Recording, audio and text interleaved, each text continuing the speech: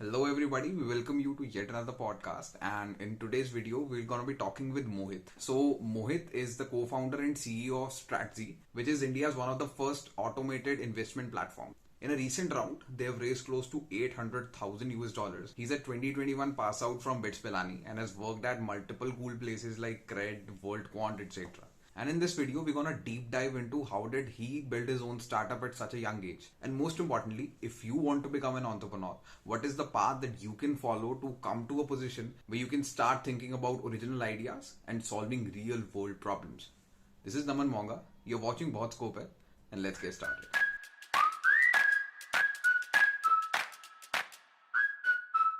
So hi Mohit, how are you?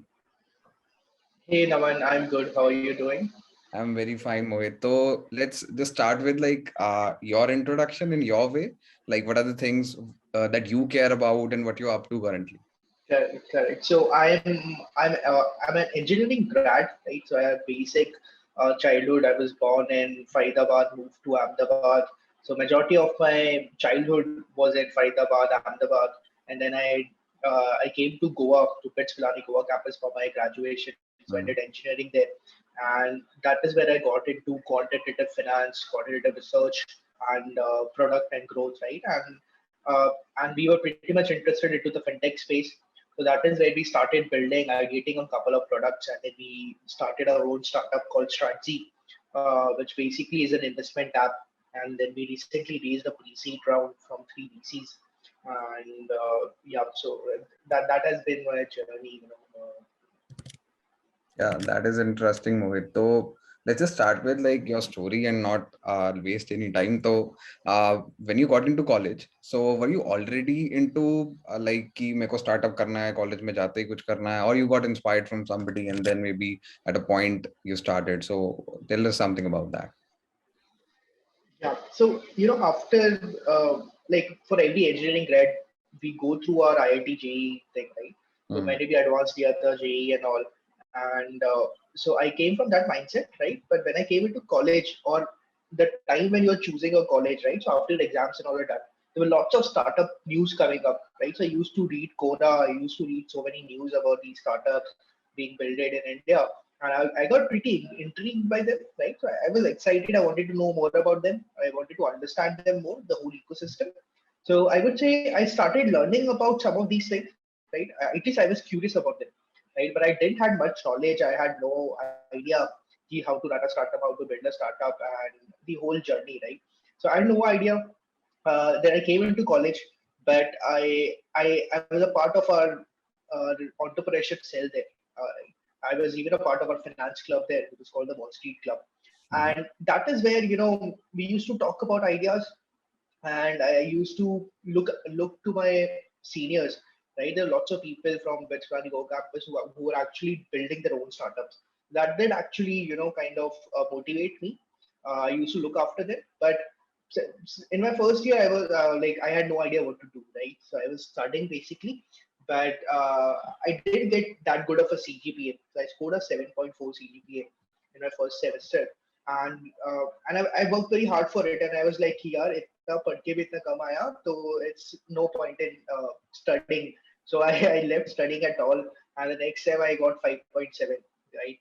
But I was looking more towards other opportunities. I was trying to find यार कि और क्या कर सकते हैं, Mm. and that is when I was interested in entrepreneurship, and there was a Hult Prize, which is a social entrepreneurship event that happens all across the world, right? So I participated in that, and it was like the first stint towards finding a problem and creating a solution. But I was very naive at it. मेरे को कुछ आता नहीं था खास, and we built it a very. I was like it was a very funny problem we were solving. We were doing something for the farmers in wheat, but it was basically a very like it was a truck driving business where we were basically making a model ki, we'll get all the cattle in one place in the cattle farms in the wheat district, and then we'll take the milk and export it to the other cities and all. It was a very naive pitch, I remember, and the judges, they started laughing, and it was a very funny moment. But at the same time, uh, it was a good experience, right? In terms of that, I saw all the other startups, the thinking that they did, right? The pitches that they had, and it made me realize that this is not that simple as it seems, and probably we need to do more thinking. We need to go deeply into the problem statement, the solutions, and all of that. But yeah, that was the first touch of entrepreneurship that I would have had. But before that, even before that, right? When I was in my school, right? What used to happen there was we had if you remember, right, there were many famous games, GTA San Andreas, Need for Speed, Most Wanted, and all of these famous games at our times, and people didn't knew how to get the cracked version, right? So I figured it out online somewhere that I can download games and then make a cracked version of it. So we started making that, putting it in our DVDs and selling it to our students, selling it to our friends for 50 rupees a CD. So that was something that I did when I was a very young age. So there was a curiosity of building something, but yeah, but I was very naive. I was very premature when I came to college. I didn't know much about these things. Got it. So, like, what was the point? Were you in your first year, second year, or third year when you started thinking कि हाँ मेरे को startup ही करना है, or maybe you got the idea of which industry or which segment do you want to build your product in? Yeah. So, I was a part of our Wall Street club there, which was a finance club, where we used to teach our juniors about stock markets. So that is how I got interested into, stock markets, quantitative finance. And then I did a couple of internships. I worked with US-based hedge funds as a quantitative researcher, where my primary work was to make quantitative trading strategies in the US European markets. So that experience helped me understand, yeah, people investing outside India, they have a quantitative approach, they have a better approach towards investing, and they have access to better tools, better resources. And if we can provide some of those things to the retail investors of India, we can probably create a product around it. So I was very much interested into finance, the fintech space in India, and wanted to pursue something there. But so till my second year, we were just ideating, we were just dabbling around. There was nothing concrete. But after the second year, a bunch of us, a bunch of our friends, we started building something. We started building a backtesting framework where basically people who don't have the coding knowledge, they can come, they can backtest their trading strategies and then put it on a marketplace. So that is something that we started building as a project. And then we went to Y Combinators. We applied to Y Combinators with that idea. We went to the Y Combinators finals with that idea, and that was a pretty good experience. But this was like a second, third year when we were doing all these things. Interesting. So, basically, you started building something around algo trading, if I'm not wrong, or you were doing something Yeah, else yeah, you can at say. that point. Yeah, you can say something around algo trading, right? But keeping it as a B2C product, we wanted to build something which retail investors could use, right? Everyday investors could use. So that is how we got started.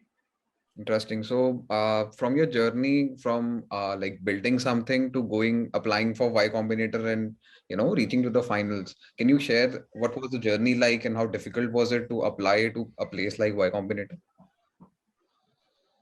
Yeah. So I think applying for Y Combinator more than difficult, it is actually a very good exercise to do for every entrepreneur out there, right? Because the reason is they don't ask you boring questions, all right? They ask you very, very interesting questions like, in your founder profile, they'll ask you when was the last time you hacked something to your benefit, right? And then there could be a question like, what is the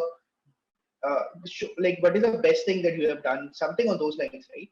Where you have collaborated with your friend to resolve for something, and these kinds of questions, right? And then when you talk about your startup, they are asking you very deep questions, very very simple questions, but at the same time, very introspective questions, which help you understand, what are we building. So basically, after you're done filling out the form, you'll have a much better understanding about your business, right? And there are many people who cannot even fill out the form because they haven't thought out it that well. So it's just a good exercise, right? I would recommend it to every entrepreneur to apply there once. But The journey was, we were a couple of friends building on this, and then we started building a team, right? So we needed a team, we needed designers, developers, business guys, right? Marketing people, content people. We needed all of them. So we started talking to our club members, people who were in our club. And by this time, I was the coordinator of the club, so I was the vice president at Wall Street Club, and my co-founders were also the part of the club. So we started talking to our juniors, and we started working with them. So we started building the team, building out the MVPs, doing the ideation, doing the wireframing, converting them to designs. After converting them to designs, you actually go out and develop them, right? You do the coding part, get it out, build the platform, then you go and look for users, right? Your target users, and then they try it out, they give some feedback, you implement that feedback. So that was a journey that was going on. Meanwhile, this Y Combinator thing happened, and the interesting thing was that actually when we had the final interview, it was in Bangalore, and all of us were in Goa and at campus, and there were final exams going on, right? And there's a rule in our college that you cannot leave in between the final exams. So final exams are called comprehensive exams complete, and you cannot leave between those exams if when you are in campus. But we had it between the exams. So what we had to do was, first we had to go to Y Combinator, like write an email to them and say, please can we reschedule it to some date, because it was clashing with our exams in one of these dates. So they said okay, that's fine. They did it, but then the difficult part was actually making the admin agree that please give us a leave in between the exams, and it was tough, but they finally gave us the leave. So in between the exam, so it was like we had an exam, we flew to Bangalore by the day, gave our interview, came back by the night, and we had an exam the next day early morning. So that was pretty interesting.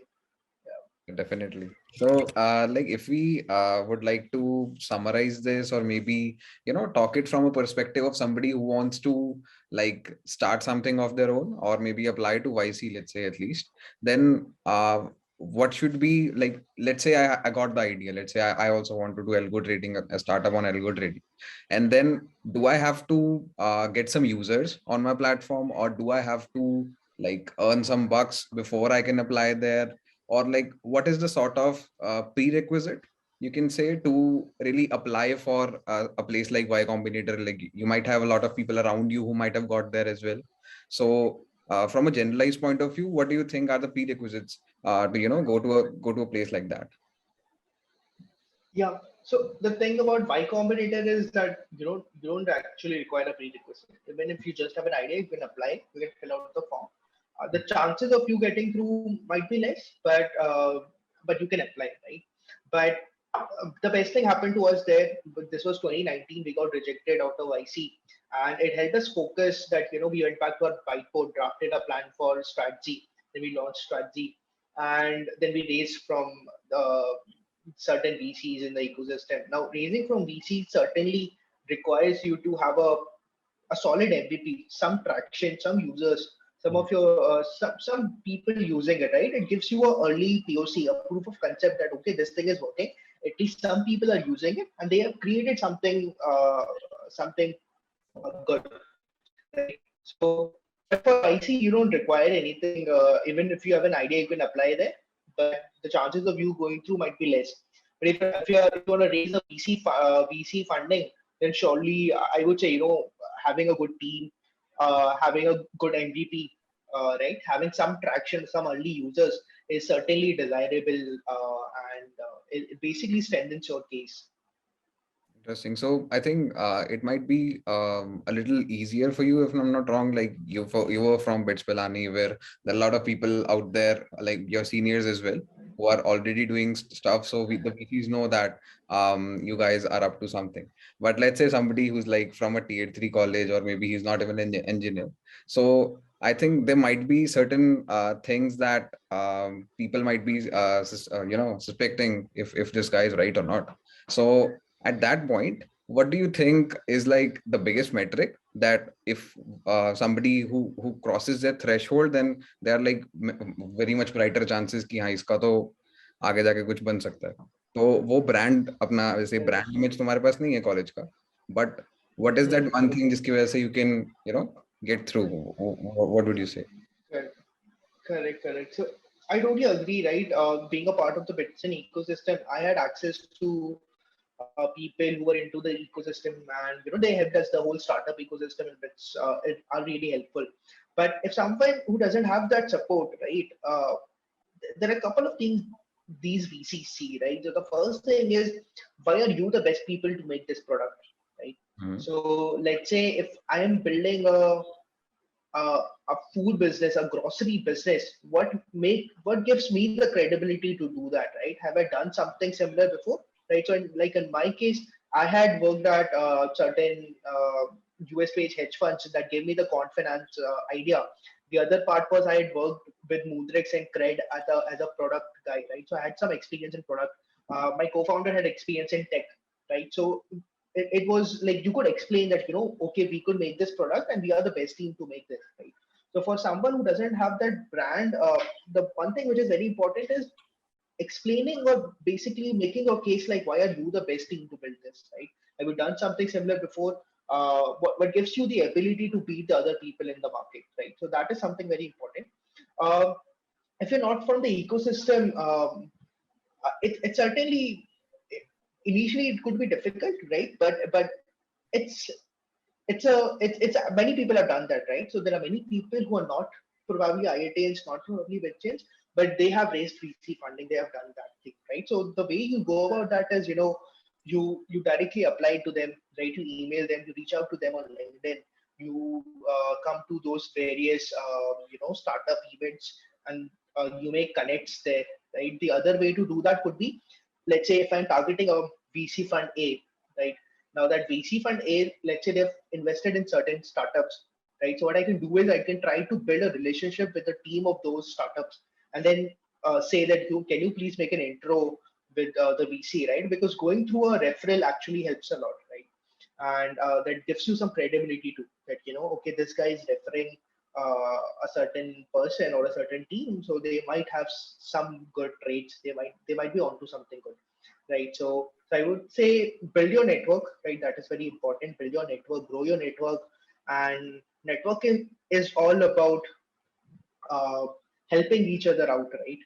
So if you could help people out there, learn from them, do something for them, and they'll make connects for you, right? They'll introduce you to other people. So networking is important. The other thing is having good credibility, having good credible people in the team. Basically strengthening your case that why are you the best people to make this product would be good. Interesting, Mohit. I think in the podcast from now on, I think we can discuss about two major points, or we can, just relax and talk about two things very closely that I think a lot of people have doubts about or they want to know. So the first thing is that what is like the scene of fintech in India?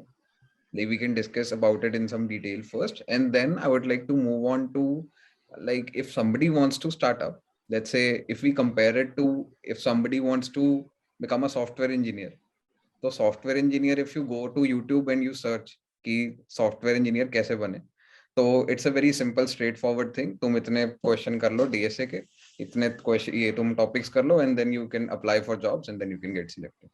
तो अगर startup में same चीज अगर हम बनाना चाहें, although I know it's like a very subjective thing and it's not possible, but अभी ऐसे मजे के लिए if somebody let's say who wants to like get an essence of ki startup कैसे करना है और maybe what are the requirements to do that, तो उसके लिए we can discuss about it, like basically we can give some direction to somebody who's like clueless but उसको Shark Tank देख के मन कर रहा है करने का. ठीक है. तो we'll talk about it afterwards, but before that I think we can discuss about fintech in India. तो आप लोगों का startup भी fintech में Stratzy, if you can like discuss in brief about what you're doing currently in Stratzy. Sure. So Stratzy is an investment app, right? So what it does, it helps you make, it basically helps you invest into ideas and strategies, right? So we figured out that, although people are opening so many brokerage accounts, more than 90% of them are not active yearly, right?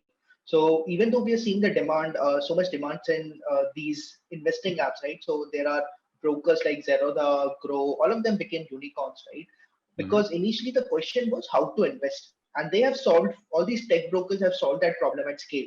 But the next problem is what to invest into, right? And we are trying to solve for that problem. Now, basically, people can come, they can invest into ideas and strategies, right? So now, what are ideas? Let's go back to pandemic 2020. Every doctor in India was prescribing paracetamol. So there's only one company in India which makes the chemical required to make the paracetamol. It's called IOL Chemicals, and the stock price doubled in a couple of weeks. Now, this is an idea which anyone can understand, right? Even you, even me, even someone who doesn't understand the technicalities of stock markets, they can understand this idea. Mm-hmm. And we're basically making these research content easier for them to understand and then directly invest into. And then there are strategies which are like quantitative portfolios, right? So I'll give an example of a strategy to they basically pick a basket of stocks. So there's something called seasonal stars. So what it does is, as you know, many businesses are seasonal in nature, right? For example, Badilal, which is an ice cream company, it sells more during summers.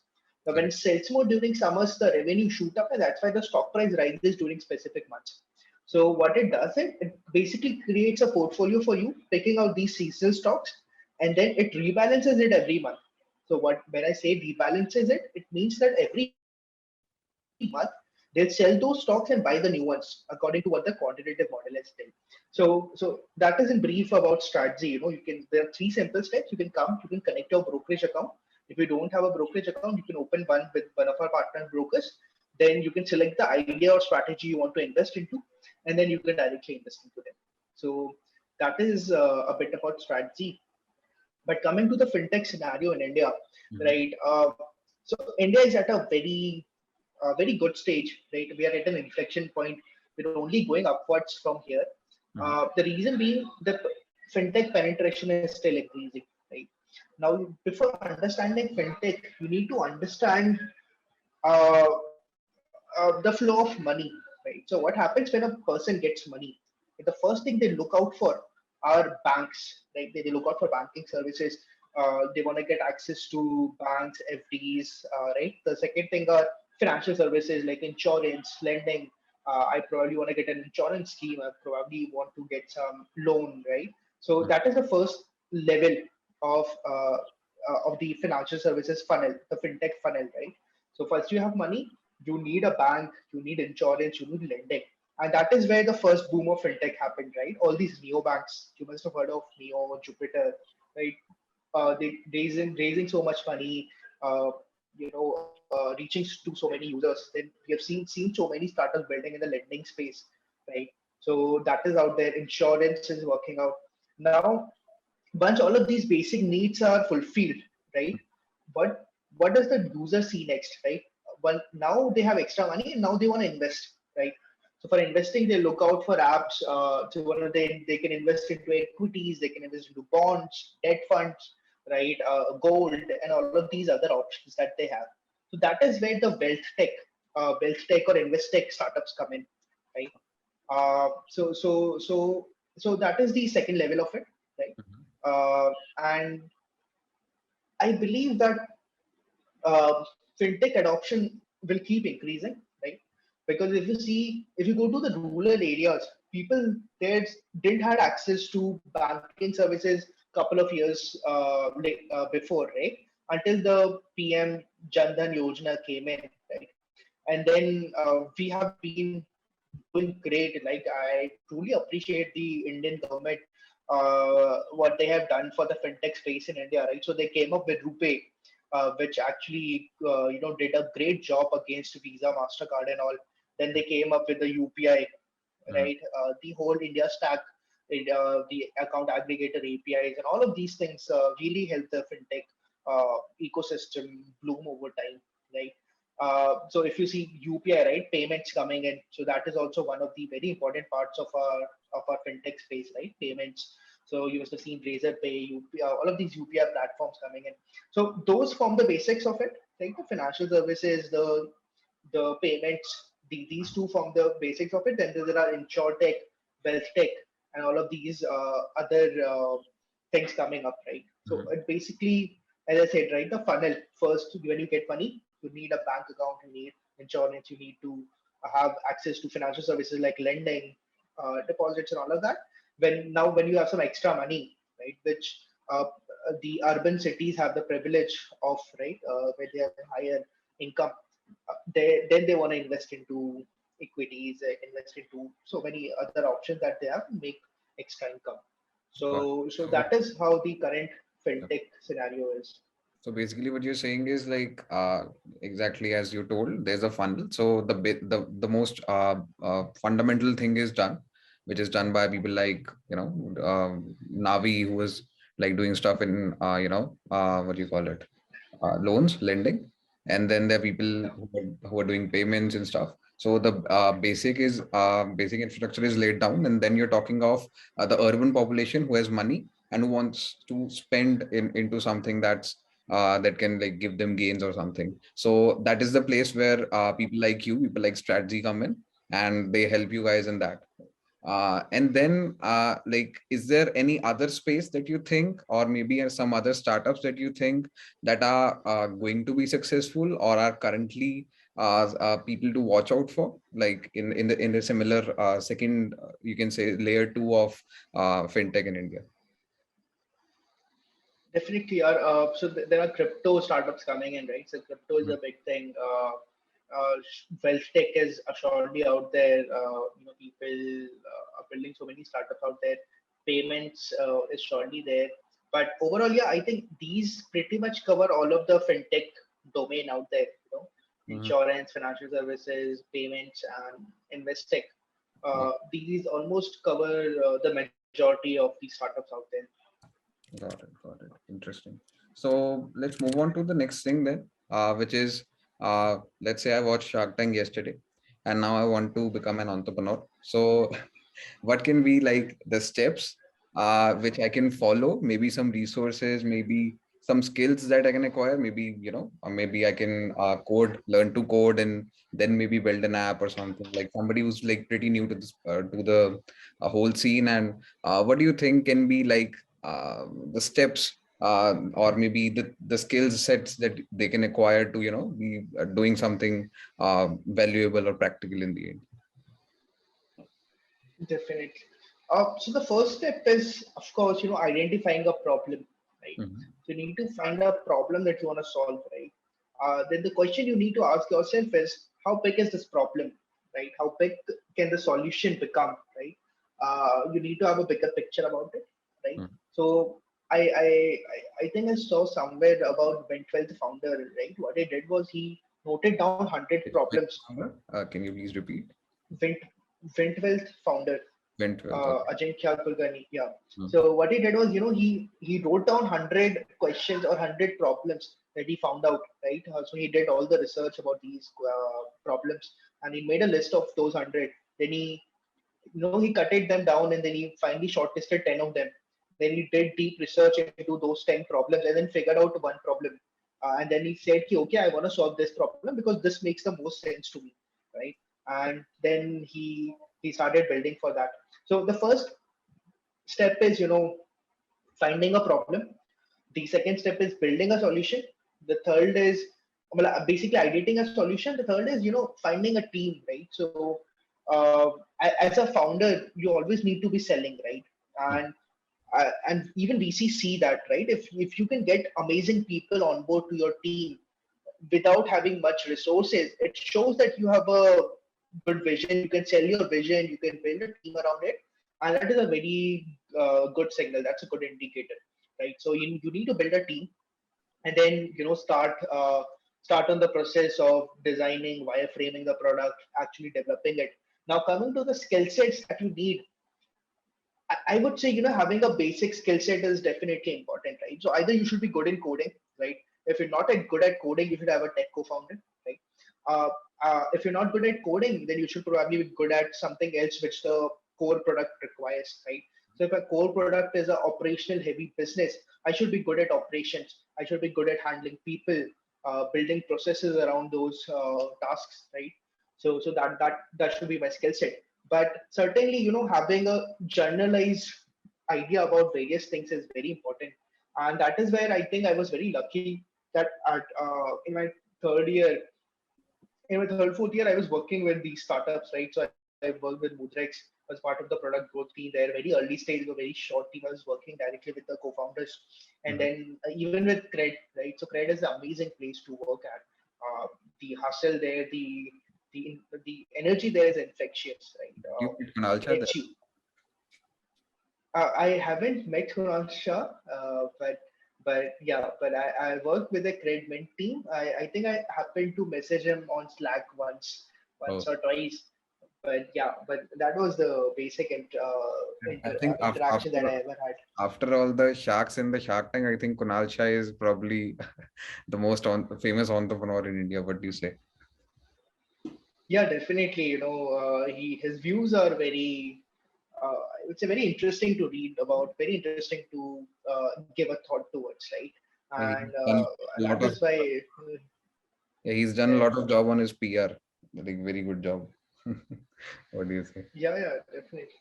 Yeah. I think he's built an amazing team. He's Mhm. actually well thought out the whole startup cred and built the whole solution around it. And yeah, I think he's built a great culture where people are, so if you're working at cred and if you're not giving 100%, you Mhm. yourself feel bad, right? And that is kind of a culture that cred takes around, right? And it has the best mind, best people out there, and it's really working well for them. So yeah, I totally agree. He's a great, he's one of the top entrepreneurs out in India. Correct. Like move. Let's just come back to the point. So yeah, we were at like where were we at? Um, So we were discussing the steps, right? So as I said, uh, the steps were find a problem, ideate a solution, build Mhm. a team around it, uh, build a product, get some early traction, get some users, take feedback, implement them, and then the loop goes on, right? This was the basic process that you need to follow. Now, talking about the skill sets, we were talking either you should be good at tech, right? So you should know app development, web development. If you're building a blockchain startup, you should know how to write Solidity, how to build a smart contract, right? And all of those things. If you're building if you don't have a tech background, probably you should have the other competence that the business requires, right? Mhm. So we strongly believe that the co-founder should have complementary skills, right? So if you and your co-founder have the same skill sets, if both of them are good at tech, then the other thing gets left out, right? So you need to find a core, but overall, being a co-founder, you need to have a generalist approach too, right? You should be knowing everything about like something about growth, marketing, something about product, and something about probably finance and all of those things, right? You need to keep learning along the way too. So and that is where I was saying, I was pretty, uh, I was pretty fortunate to have worked with these early stage startups at a young age. Right, got it. So we talked about the skills and we talked about the process on how do you build a startup. But what for you were the resources you can say? Like online, you find a lot of YouTube channels, or maybe definitely you learn a lot from your peers and you learn a lot from like let's say your alumni. But on the other hand, you have a lot of things going online, right? So what according to you can be beneficial or were beneficial for you? And something that like let's say I want a startup, so I can watch those resources or watch those videos to get like a better understanding of what I can do moving ahead. Got it. So I generally like watching backstage with millionaire videos. It's a great Yeah. YouTube channel in India, and they put out good content. It gives you overall startup news, keeps you up to date with what's happening in the ecosystem. Uh, but in terms of learning more things, A16Z have great podcasts. They also have great blogs. So they also write investment thesis for every investment that they do. You can go read about them, and that is where you'll actually find great insights, because these are people who are investing hundreds of millions of dollars into these startups, right? So they have thought about it. They should have certain views about it, and reading all of them are really good. I like reading investment theses of these various VCs. Mhm. Um, yeah, but overall, I think Y Combinator, they have lots of videos on how to go about various aspects of startups, how to do growth marketing, how to build your team, how to get do your first hire, how to do your PR, and all of those various topics. That is also a good thing. And yeah, but overall, right now, what even people are doing is they are becoming a part of a community, right? So there are many Discord channels out there where you can talk to people, you can learn from them, right? But I still believe the best way to learn is actually to start doing it, right? So when I started, I didn't used to watch Backstreet with Millionaires videos. I didn't used to read A16Z, but now these are really great resources. But at that time, I didn't knew about them, right? And for me, it was about building the product, talking to the users, because the users are the one who will be who you are building for, right? They are the ones who you are solving the problem for. They know the best about the problem, and it's always good to start building the product, get it out in hands of people, take feedback, and yeah, I still think that that is a very good way to even learn more about your business, learn more about your product. Right, Mohit. So, the last question that I would like to ask is like, definitely you spend like on your LinkedIn. I was just, checking you out. So, you'll spend like 1.5 year in strategy right now. So, what are like your the insights that you got after starting up, or maybe what are your insights related to the product you're building? Like maybe the audience that you're building your product for, what are the things that you found are counterintuitive, if you have any examples of that, or maybe you got to know something new about the consumers out there, or something that somebody who wouldn't have started otherwise have been knowing this. So are there any insights that you have that you would like to share? Yeah, so there are lots of insights. The one that comes to my mind right now is, that investing is not that simple as it seems, right? Mm-hmm. And we got this insight actually before we started building the product, because when we were teaching our juniors about stock markets at Wall Street Club, right? So we used to have so many lectures. We used to teach them technical analysis, fundamental analysis, options, commodities, crypto, everything. We were doing lectures all over the semester, right? And there were people who were there. There were hundreds of. So this was the most famous club on campus, and there were hundreds of people attending these lectures, right? But what we saw that, yeah, even after they were learning so many things, they were opening up brokerage account. A very less percentage of them were actually investing, right? So the first insight we got from that is that investing is not that simple as it seems, right? And if you try to understand that better in terms of, let's say, metrics, in terms of fintech metrics and all, the CAC, or the cost of acquisition of a KYC user, is pretty high, right? So you understand what a KYC user is, right? So any app where you have to do a KYC, right? Mm-hmm. You have to do a E or a C KYC, where you give your Aadhaar card, give your PAN card, take a selfie, right? Do all the stuff, Like you're put your making a PAN card number and all. you're making a Zerodha account or something. Yeah, right. So any fintech app which has a KYC process has a very high CAC ratio, Got it. right? Got it. And we figured out here ki, uh, these people, right? These are high CAC users. They have gone through the effort. They have gone through the difficulty of doing these so many things, right? So Mm-hmm. like, if you want to get started with Twitter or any social app, all you have to do is just log in and then start dabbling around with it. But these people, you have to go through the effort of doing all the KYC process, and then you reach there. For the startup, the cost of acquisition is higher than a normal user, because they have to do also many processes and all.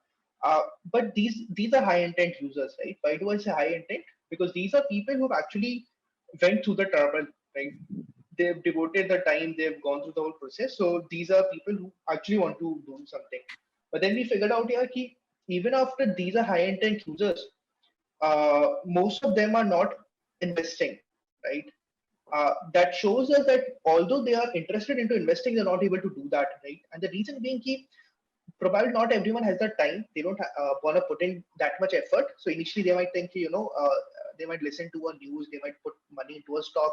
But then after a point of time, they don't want to do that every day, and they need a help, they need assistance. And we actually figured this insight even from our college, as I say, right, the club. So what we used to do there was we used to have our own portfolio, the club portfolio, and we saw that and many people were coming to lectures. They were saying, okay, we understand that we are opening a brokerage account, but they don't invest, right? They were not investing, but वहाँ पे क्या हुआ कि we then what we did was in our group and all, we started putting some ideas, right? We started putting some triggers out there. So like there was a flood somewhere in India. I don't remember where, but what happened was that state was the highest bamboo producing state, right? Okay. And because of that, the prices of rubber went up, right? And that was impacting the tire stocks like JK Tire. So we put out these ideas, we put out these things there onto the group, and then the discussion started happening. So that is when we realized, yeah, ki even though people are interested, they are going through the difficulty, they are high CAC users and all, but still they need certain assistance, they need certain help, and that is what we built strategy around. That we wanted to provide these help to the retail investors. Yeah, if that makes sense, that is one of the Definitely. insights that I remember right now. Right, interesting. So yeah, like it was a pleasure meeting, but in the end, like are there any departing notes from your side? Like maybe there are some unseen challenges that somebody who wants to start up and he doesn't know about कि ये वाली दिक्कत आगे आ सकती है. If you have anything in mind, or maybe you just want to give a general message to anybody who's watching and who's interested into starting something of his own, that stage is yours. Yeah. So I would say, it would always take longer than what you think it will take, right? So initially, when I started off, everyone has these dreams. They are very optimistic. They think, I am also very optimistic. I like to be optimistic. But you Hmm. think, यार मैं तो ये कर लूँगा, वो कर लूँगा, मेरा इतने इतने टाइम में ये हो जाएगा, right? But the reality, when you go out there, it hits you in the face, right? It actually takes longer than what you think. So be patient. Things will take longer because there could be certain things, right? So you must have seen what happened in COVID, right? So some of these startups did accelerate, but then some of them, these businesses actually uh, they grow, all of their growth were hampered, right? And Wow. they were like two steps back Right. due to that. So these things can happen in business, right? Because it's a very unpredictable world, and there are many factors playing in. So you have to be patient. You have to be in for the long game. You have to be in for the long haul, and that is where people will find success. So I would say, be patient, play the long game, and yeah, I think that would be my advice. Yeah, that was pretty like resourceful and helpful for anybody who's watching. And thanks a lot, Mohit, for your time. It was a pleasure meeting and was a very valuable session for all the viewers. Sure, sure, sure. Hope everyone learned something from this. Thank you so much, Raman. Thanks for having me here. Yeah, and we'll link all the like the resources that we discussed in the description so that if anybody wants to check them out, they can. Yeah, thanks a lot for your time. Bye bye. Okay, thank you. All right, bye.